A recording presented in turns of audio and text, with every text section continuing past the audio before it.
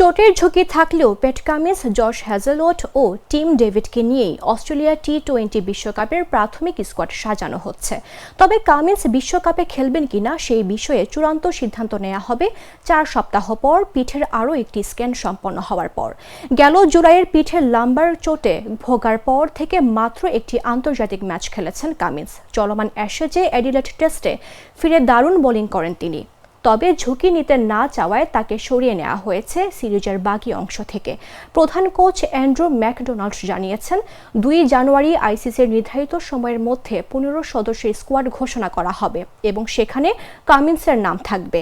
তবে টুর্নামেন্ট ঘনিয়ে আসলে খেলার বিষয়টি চূড়ান্ত করা হবে। ক্যারিবীয় অঞ্চলে হওয়া 2024 টি-20 বিশ্বকাপের পর থেকে কামিন্স আর কোনো টি-20 ম্যাচ খেলেননি।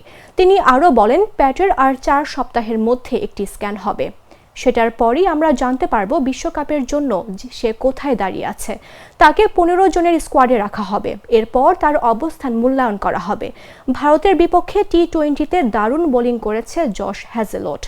হ্যামস্ট্রিং ও অ্যাকিলিস সমস্যার কারণে পুরো অ্যাশেজে মিস করলেও বিশ্বকাপের আগে তিনি ফিট হয়ে উঠবেন বলেই ধারণা করা হচ্ছে।